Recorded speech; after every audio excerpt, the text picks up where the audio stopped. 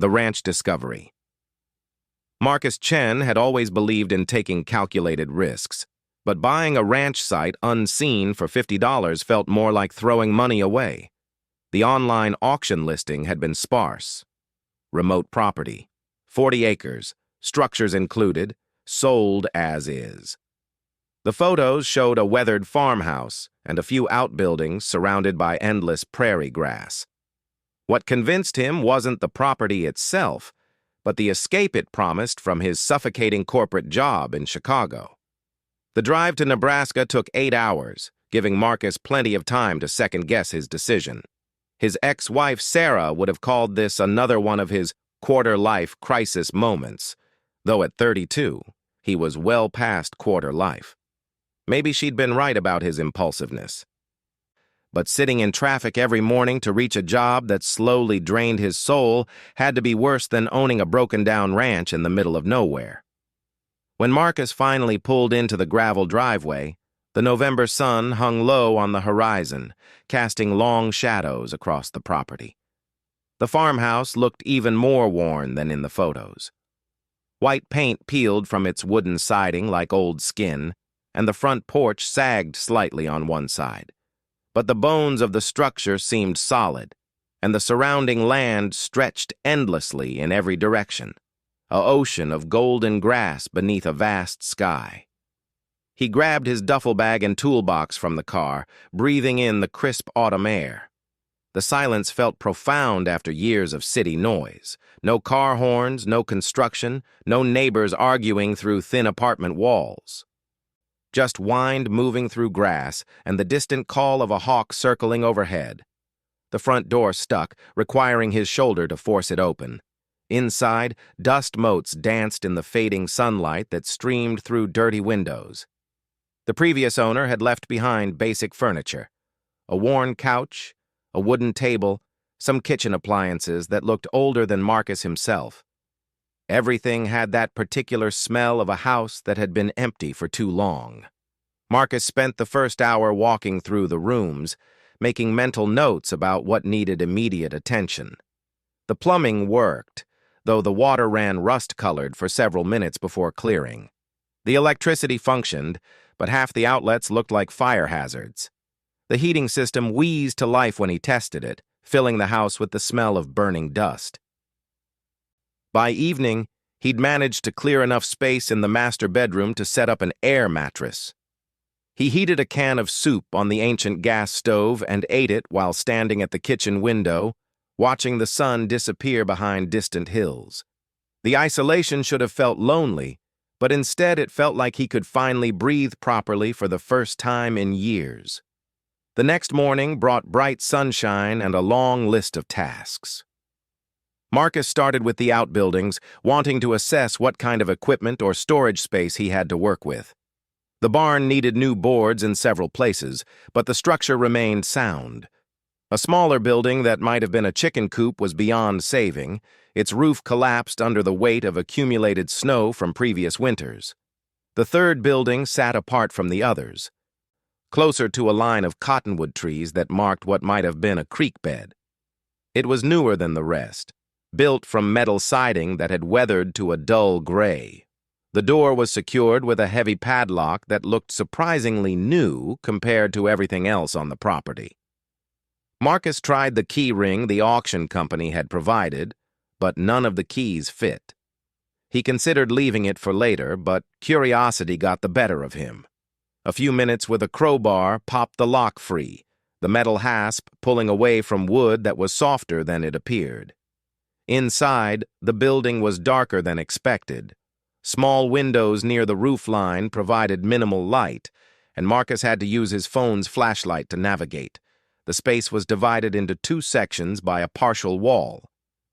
The front area contained typical ranch equipment, coils of wire, fence posts, a few tools hanging from pegboard. But the back section made him pause. Someone had converted the space into what looked like a small laboratory. A workbench ran along one wall, covered with electronic equipment that seemed far too sophisticated for a remote ranch. Computer monitors sat dark and silent, connected to devices Marcus couldn't identify. Cables snaked everywhere, some leading to a large metal cabinet that hummed softly with internal fans. But it was the terrarium that made Marcus's breath catch in his throat. The glass enclosure sat on its own table, about the size of a large fish tank but more elaborate. Inside, someone had created a miniature landscape, tiny hills, a small forest of what looked like bonsai trees, even a stream that wound through the scene powered by a nearly silent pump. The level of detail was extraordinary, down to tiny rocks and patches of moss that looked completely realistic. And moving through this miniature world were three small figures. Marcus blinked hard, certain his eyes were playing tricks. But when he looked again, the figures were still there.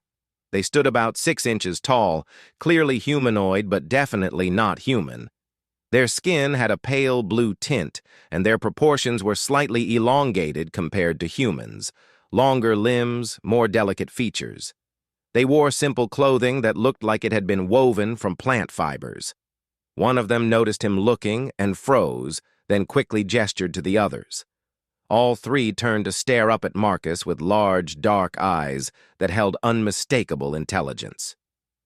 Marcus stumbled backward, knocking over a chair that clattered loudly in the confined space. His rational mind raced through explanations, elaborate toys, some kind of projection, a prank left behind by the previous owner. But the way they moved, the way they reacted to his presence, the obvious fear in their posture as they huddled together. These were living beings. "What the hell?" he whispered, then immediately felt stupid for talking to himself. Or was he talking to them? Could they understand him? One of the figures, slightly taller than the others, stepped forward. It raised one hand in what might have been a greeting, or possibly a gesture of surrender. When it spoke, its voice was high and musical, like wind chimes in a gentle breeze. The words weren't in any language Marcus recognized, but the tone conveyed a mixture of wariness and hope. Marcus crouched down to bring himself closer to their level, moving slowly to avoid startling them further. "I'm sorry," he said softly. "I didn't know anyone was living here. I mean, I didn't know you were here." The tall figure spoke again, this time pointing to itself, then to its companions, then to the terrarium around them. Even without understanding the words, Marcus got the impression they were trying to explain their situation. "You live here," he said, more to himself than to them. "This is your home." The figure nodded vigorously, and Marcus felt a jolt of surprise. They could understand him, at least partially. He spent the next hour sitting on the floor beside the terrarium, watching the three beings go about what seemed to be their daily routines. They showed him their tiny dwellings, structures that looked grown rather than built, shaped from the living trees in their miniature forest. They demonstrated their technology, which seemed to be based on manipulating plant growth and water flow rather than anything mechanical. The tall one, who seemed to be their leader or spokesperson, tried several times to communicate something urgent. It pointed repeatedly toward the electronic equipment on the workbench, then to something outside the terrarium that Marcus couldn't identify. There was definitely something they wanted him to understand, but the language barrier made it impossible. As the afternoon wore on, Marcus began to notice details he'd missed initially. The terrarium wasn't just a habitat, it was a life support system. The electronic equipment monitored everything from air quality to temperature to the mineral content of the water. Someone had spent considerable time and expertise creating the perfect environment for these beings. But the system was failing. Several warning lights blinked red on the control panels, and Marcus could see that some of the plants in the terrarium were beginning to wilt. Whatever maintained their world was breaking down, and they were trapped inside with no way to fix it themselves.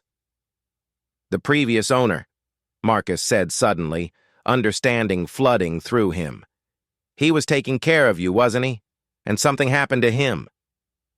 The three figures looked at each other, and Marcus saw grief in their expressions. The tall one nodded slowly. then pointed to a photograph pinned to the wall that Marcus hadn't noticed before. It showed an elderly man with kind eyes and work-worn hands standing beside the terrarium. In the background, barely visible, were the three small figures. Marcus felt the weight of responsibility settling on his shoulders. Whatever these beings were, wherever they'd come from, they were now his responsibility. The $50 ranch had come with more than he'd bargained for. It had come with 3 lives depending on his ability to figure out what their previous caretaker had been doing. He looked at the blinking warning lights, then back at the 3 hopeful faces watching him through the glass. "Okay," he said quietly. "I don't know what you are or how you got here, but I'm going to figure this out. I'm going to take care of you." The tall figure pressed its small hand against the glass, and Marcus could have sworn he saw tears in its dark eyes. Whether from relief or fear, he couldn't tell. But for the first time since buying the ranch, Marcus felt like he might have found something worth more than the $50 he'd paid for it. As the sun set outside, Marcus began examining the equipment more carefully, trying to decipher the notes the previous owner had left behind. Whatever these beings were, they'd traveled a long way to end up in a terrarium in Nebraska, and now their survival depended on a laid-off software engineer who'd never kept so much as a goldfish alive. The adventure was just beginning. The translation breakthrough. 3 weeks had passed since Marcus discovered his unusual tenants, and the learning curve had been steeper than climbing Mount Everest in flip-flops. The previous owner, Dr. Harold Peterson, according to the notebooks Marcus found, had been a retired xenobiologist who'd spent 30 years working for what appeared to be a classified government project. His handwritten notes were meticulous, but written in a shorthand that made ancient hieroglyphs look simple. Marcus had managed to stabilize the immediate crisis with the life support system. A failing water pump had been slowly poisoning their environment with mineral buildup, and replacing it with equipment from the local hardware store had bought them time. But the 3 beings, he'd started thinking of them as his small friends, though he still had no idea what to call them, were clearly stressed by their deteriorating world. The tall one had become bolder, often approaching the glass when Marcus worked nearby. It would gesture emphatically while speaking in its musical language, obviously trying to convey important information. Marcus had started carrying a notebook, sketching what the being showed him and trying to piece together meaning from context. The breakthrough came on a Tuesday morning while Marcus was replacing a burnt-out heat lamp. His small friend was pointing urgently toward a specific piece of equipment, a device that looked like a cross between a computer terminal and a medical scanner. Marcus had been avoiding it because it was the most complex piece of technology in the room, but the being's increasingly frantic gestures finally convinced him to take a closer look. The device was labeled Universal Translation Matrix in Dr. Peterson's careful handwriting. Below that, a sticky note read, "Remember, they learn faster than we do. Give them time." Marcus spent the rest of the morning following Dr. Peterson's setup instructions. The device required careful calibration and a sample of his own speech patterns before it could begin analyzing the being's language. When he finally powered it up, the screen filled with waveform patterns and scrolling text that meant nothing to him. "Testing," Marcus said into the microphone, feeling slightly ridiculous. "Can you understand me?" The response came through speakers as a series of chimes and melodic sounds, presumably his words translated into their language. The 3 beings looked up in excitement, clustering around the speaker grill inside their terrarium. The tall one responded immediately, its voice picked up by sensitive microphones. Dr. Peterson had installed throughout their habitat. On the translation device's screen, words began appearing in English. "Great joy! Communication bridge functions. Many cycles we hoped for word sharing with the new large one." Marcus stared at the screen, then at the 3 small faces looking up at him expectantly. "You can understand me now?" "Yes," Much understanding flows between us now. I am called Zara of the Third Grove. These are my pod siblings, Kess of the Starflowers and Nim of the Deep Roots. We carry much gratitude for your caregiving in the time of the broken systems. The translation had a formal, slightly stilted quality, but the meaning was clear enough. Marcus found himself grinning despite the surreal situation. I'm Marcus Chen. It's nice to finally meet you properly. Zara performed what looked like a bow. Honor greetings, Marcus Chen. We have observed your kind actions since your arrival. Dr. Peterson spoke truly when he said human ones could be trusted to do correct actions. You knew Dr. Peterson well? Many cycles of learning and sharing occurred between our peoples through Dr. Peterson's generous efforts. He was friend to us and protector of our mission until the heart sickness took him to the long sleep. Marcus felt a pang of sadness for the man he'd never met. I'm sorry for your loss. He seems to have cared about you very much. Truth words. Dr. Peterson preserved our lives when our skyship suffered damage beyond our repair abilities. For 20 of your year cycles, he maintained our life systems and helped us prepare for the return journey. The words hit Marcus like a physical blow. Skyship. Return journey. These weren't just unusual beings. They were aliens. Actual extraterrestrials living in a terrarium in Nebraska. You're from another planet, he said, his voice barely above a whisper. Truth words. We are exploration pod from the world sphere you might name Verdania. In the star cluster your people call Centauri. Our mission was knowledge gathering about life-bearing worlds, but our vessel suffered critical damage in what you term asteroid field. Dr. Peterson found us during our emergency landing and offered sanctuary. Marcus sat down heavily on a nearby stool. 20 years. You've been stranded here for 20 years? Kess, the smallest of the three, spoke for the first time. The translation device rendered her voice as younger-sounding than Zara's. Not stranded, working toward home return. Dr. Peterson helped us repair communication systems to contact our people. Return ship comes soon. How soon? Nim stepped forward, his bearing serious and dignified. 3 rotation cycles from now. But danger exists. Our rescue pod must have safe landing location and protection from your government authorities who might not understand peaceful intentions. The weight of responsibility Marcus had felt before suddenly multiplied by 1,000. Not only was he caring for 3 alien beings, but he was about to become part of an extraterrestrial contact scenario that governments around the world would kill to control. That's why Dr. Peterson chose this location, Marcus realized. Remote, private, no government oversight. Truth words, Zara confirmed. But Dr. Peterson also spoke of backup plans should something happen to him. He said the land ownership would transfer to someone who could continue the protection mission. He spoke truly about human ones having honor bonds to help those in need.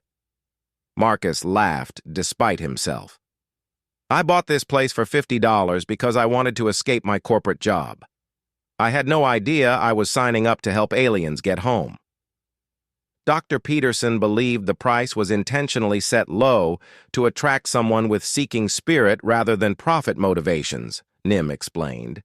He researched your background before his final illness. Software designer skills and reputation for keeping promises made you ideal candidate.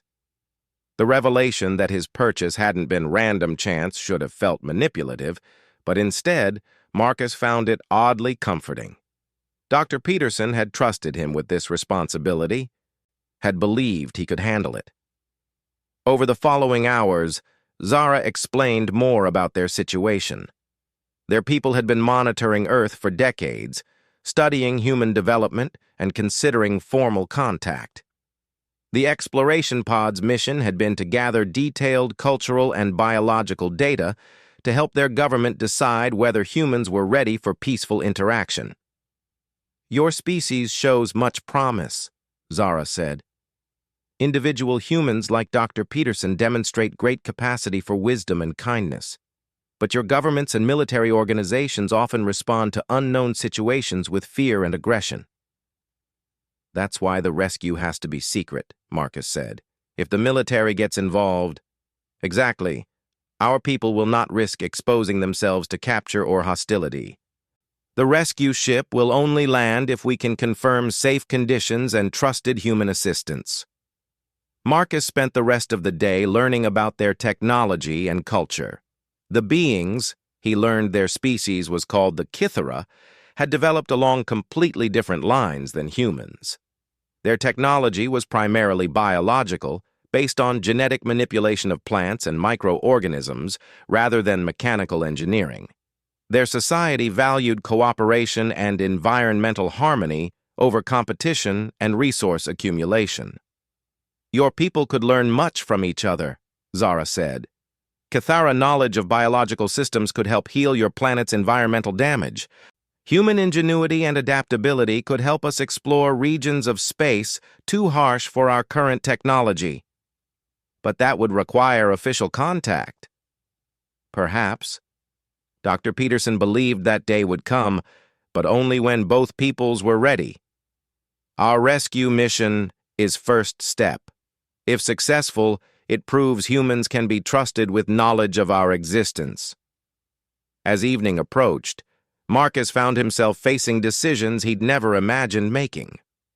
Help 3 alien beings return home safely while keeping their existence secret from every government agency on Earth. No pressure at all. "What do you need from me?" he asked finally. Zara's expression grew solemn. "The rescue ship will arrive in 3-day cycles at the time of deep night darkness. Landing location must be the large flat area behind your dwelling structure. We need Human 1 to provide security watching and confirm no government watchers are present. That's it? Just keep watch? Also, transportation assistance. We require movement to landing site, and our current habitat system cannot be easily transported. Dr. Peterson designed portable emergency habitat for rescue day." Nim gestured toward a large case Marcus hadn't noticed before, tucked behind the workbench. "Emergency system provides life support for maximum 6 hours. Sufficient time for rescue completion." Marcus examined the portable system, essentially a high-tech picnic cooler with life support equipment built in. Dr. Peterson had thought of everything, down to handles sized for human hands and padding to protect the Kythera during transport. Dr. Peterson planned this rescue carefully, Zara said quietly. But he could not predict his own illness. We worried that new landowner would not understand or would betray our existence to authorities. "You don't have to worry about that," Marcus said firmly. "I'll help you get home. Dr. Peterson trusted me with this responsibility, and I won't let him down. I won't let you down."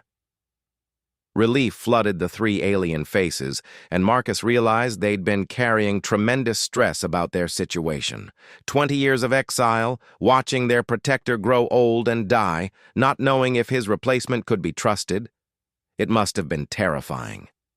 "There is one more thing," Zara said hesitantly. "Rescue ship will carry message from our people to your people. Formal greeting and offer of future friendship. Dr. Peterson helped us prepare message for your leaders." Marcus felt a chill of excitement mixed with fear. This wasn't just about getting 3 stranded beings home. This was about humanity's first official contact with an alien civilization, and it was happening in his backyard. What kind of message? Invitation to eventual meeting between our peoples, sharing of knowledge and culture, proof that intelligent life exists beyond your world sphere and wishes friendship rather than conquest. The magnitude of what was about to happen hit Marcus like a freight train. In 3 days, human history would change forever, and the success or failure of first contact might depend entirely on whether one laid-off software engineer could keep 3 small aliens safe until their ride home arrived.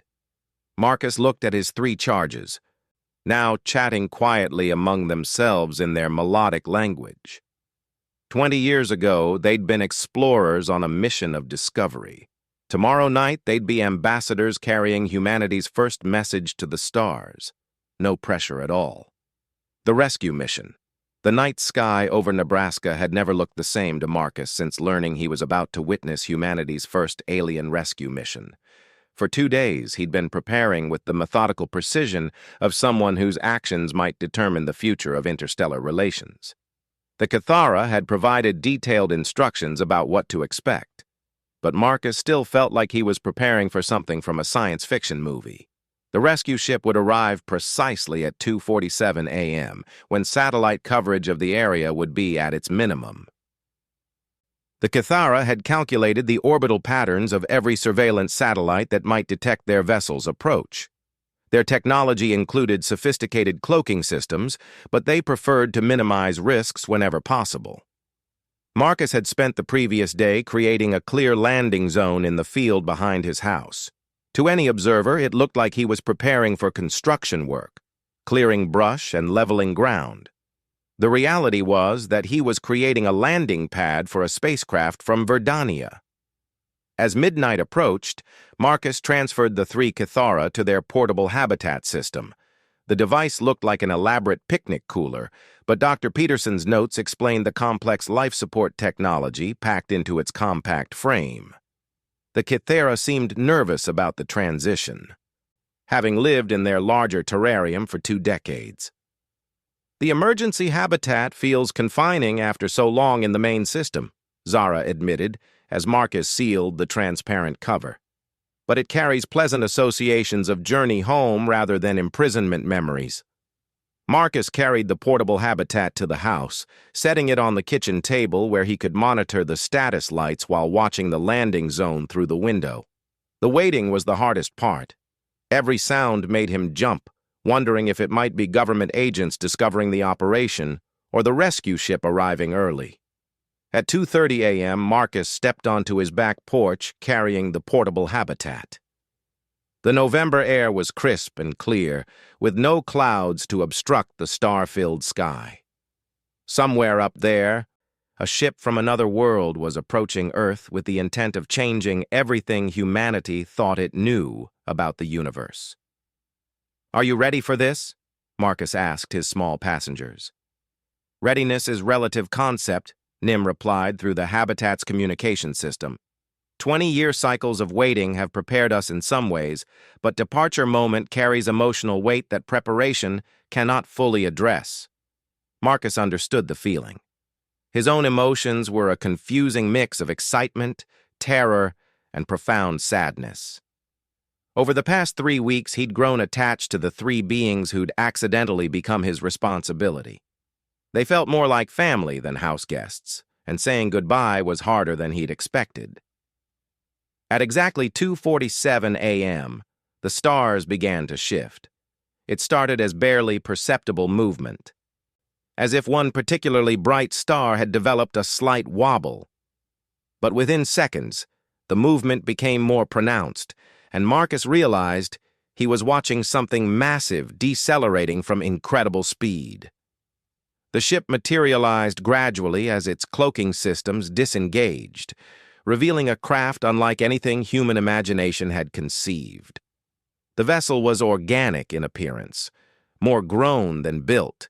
Its hull curved and flowed like a living thing, with surfaces that seemed to shift and breathe in the darkness. Bioluminescent patterns pulsed along its length, providing navigation lights that looked more like veins carrying glowing blood than conventional aircraft lighting. The ship settled onto Marcus's improvised landing zone with no more noise than a gentle sigh of displaced air. Up close, it was larger than he'd expected, perhaps 50 feet long and half that wide, with graceful proportions that suggested speed and efficiency. The hull appeared to be some kind of living material, warm to the touch and slightly yielding like tough leather. A section of the hull began to dilate, forming an opening that revealed the ship's interior. Soft blue-green light spilled out, and Marcus caught a glimpse of spaces that looked more like plant-lined caves than metal corridors. 3 figures emerged from the ship, Cathara like his passengers, but taller and dressed in what appeared to be form-fitting biosuits. The leader approached Marcus with confident strides, stopping a respectful distance away before speaking. The translation device he'd brought with him rendered the alien's words. "Greetings, human Marcus Chen. I am Captain Viridian of the recovery vessel Whisper Wind. We carry deep gratitude for your protection of our lost pod siblings." Marcus felt a moment of surreal disconnection. He was standing in a Nebraska field at 3 a.m., talking to an alien sea captain about giving 3 other aliens a ride home. His life had definitely taken some unexpected turns. "Happy to help," Marcus managed. "They're remarkable people. Dr. Peterson took good care of them, and I just tried to continue what he started." Captain Viridian gestured toward the portable habitat Marcus carried. "May we greet our pod siblings before departure preparations begin?" Marcus opened the habitat's communication panel and immediately heard excited voices speaking in rapid Cathera. The reunion was joyful but brief. The rescue ship couldn't remain on Earth's surface for more than a few minutes without risking detection by military satellites. "Transfer must proceed quickly," Captain Viridian explained. "But first, we carry messages for your people leaders from the Verdanian Council. Dr. Peterson helped our lost pod prepare proper introduction protocols for eventual contact between our civilizations." One of the other crew members approached, carrying what looked like a living crystal, its surface shifting through patterns of color and light. "This contains formal greeting message from our government to yours, along with basic information about our people and our peaceful intentions toward humanity. Also included are gifts of knowledge, medical techniques that could eliminate many diseases that plague your species, environmental restoration methods to heal your damaged ecosystems." Marcus accepted the crystal, surprised by its warmth and the way it seemed to pulse gently in his hands. "This is incredible. But how do I get it to the right people? I can't exactly walk into the White House and say aliens gave me this." Captain Viridian smiled, an expression that translated across species barriers. Dr. Peterson anticipated this challenge. Message Crystal contains instructions for proper delivery through channels he established during his government service years. Your role is to preserve Crystal safely until appropriate contact moment arrives. "How will I know when that is?" Zara's voice came through the habitat's speakers. "Dr. Peterson believed the time would be obvious, perhaps during crisis requiring outside assistance, or moment when your leaders demonstrate readiness for larger perspective. Trust your judgment, Marcus Chen. Dr. Peterson chose well when he arranged for you to become Land Guardian." The transfer of the 3 Cathera to their rescue ship took only minutes. Marcus watched them emerge from the portable habitat and take their first steps on alien soil in 20 years. Their joy was infectious, and even the rescue crew seemed moved by the reunion. But as they prepared to board the ship, Zara approached Marcus one final time. "Before departure, I must share important information. Our pod's mission here was not complete when damage forced emergency landing. We gathered much knowledge about human potential, but questions remain about your species' readiness for contact with galactic community." "What kind of questions?" "Your people possess remarkable innovation abilities and adaptive intelligence. Individual humans like Dr. Peterson and yourself demonstrate great capacity for wisdom and cooperation. But your governments and institutions often respond to new situations with fear and aggression rather than curiosity and openness." Captain Viridian joined the conversation. "The Verdanian Council will observe humanity for additional time cycles before deciding on formal contact initiation. Your species stands at crossroads. You could become valued partners in galactic civilization, or your aggressive tendencies could make you threat to peaceful worlds." Marcus felt the weight of that judgment. "So this rescue mission is also a test." "Observation opportunity," Nim corrected gently. "Your actions during crisis moment provide data about human character under pressure. Results are encouraging. You demonstrated protection instincts toward vulnerable beings, honored commitments to deceased friend, and maintained secrecy despite personal cost. Personal cost. Kess spoke up for the last time. We know about employment loss and relationship troubles that brought you to this land. Purchasing isolated property and caring for unknown beings instead of seeking new career path required sacrifice of personal advancement. Such choices revealed true character. Marcus realized the Cathera had observed him far more closely than he'd understood. They'd seen his struggles, his doubts, his moments of loneliness and uncertainty. Yet they'd judged him worthy of trust. The formal message includes recommendation from our pod, Zara said. We will tell the Council that humanity deserves chance for peaceful contact, but ultimate decision rests with your species' actions in coming cycles. Prove worthy of galactic friendship, and doors will open to wonders beyond your imagining. The final farewells were brief, but heartfelt. Marcus watched his 3 small friends board their rescue ship, knowing he would probably never see them again, but feeling proud that he'd played a role in their homecoming. As the ship's hull sealed itself, Captain Viridian offered a final message. Remember Marcus Chen. First contact between civilizations shapes relationships for centuries afterward. Guard the message crystal wisely and choose the moment of revelation carefully.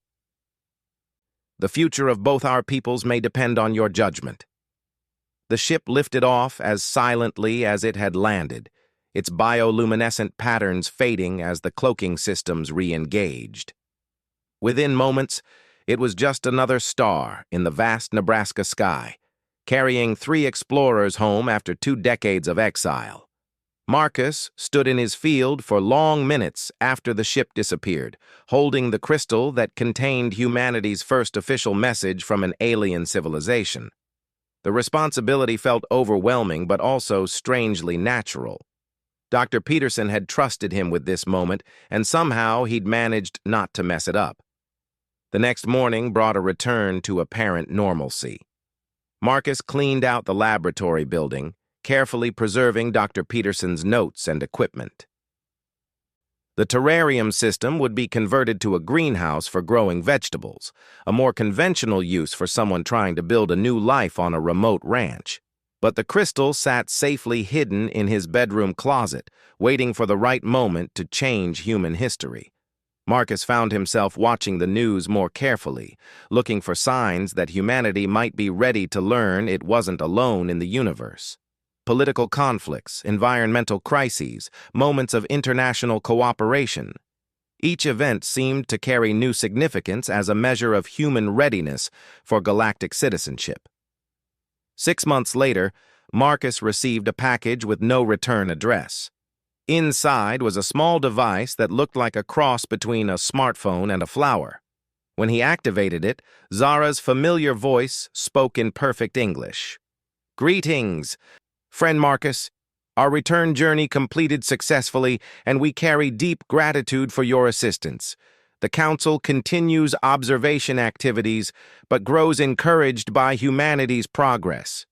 Recent international cooperation on climate restoration projects and peaceful resolution of regional conflicts demonstrate promising development. Contact moment approaches, perhaps sooner than originally calculated. The message included updates on the 3 Cathara's lives since returning home. Zara had been promoted to lead her own exploration pod. Kess was working with Verdanian scientists to develop technologies that could help heal Earth's damaged ecosystems. Nim had become a specialist in human culture, preparing for eventual formal contact between the civilizations. Your species shows much promise, Zara's message concluded. Individual humans like yourself prove that cooperation and understanding are possible across species barriers. When contact moment arrives, remember that you helped make it possible through your choices during crisis time. Both our peoples are stronger because of your courage. Marcus smiled as he looked out across his ranch, now thriving with crops and livestock. The $50 investment had brought him more than a new life. It had made him humanity's first ambassador to the stars. Somewhere up in that vast Nebraska sky, other civilizations were watching and waiting to see if Earth was ready to join the galactic community. The message crystal remained hidden in his closet, waiting for the right moment. But Marcus was no longer worried about recognizing that moment when it came. He'd learned to trust his judgment during a crisis that changed everything. When humanity needed to hear that it wasn't alone in the universe, he'd be ready to deliver the message that would open doors to wonders beyond imagining. The ranch was quiet again, but Marcus knew it was the peaceful quiet of a world on the edge of transformation. Somewhere among the stars, 3 small beings were preparing their people for the day when 2 civilizations would meet as friends rather than strangers. And it had all started with a $50 ranch and 3 miniature alien women who needed someone to care about their survival. Sometimes the most important moments in history began with the smallest acts of kindness.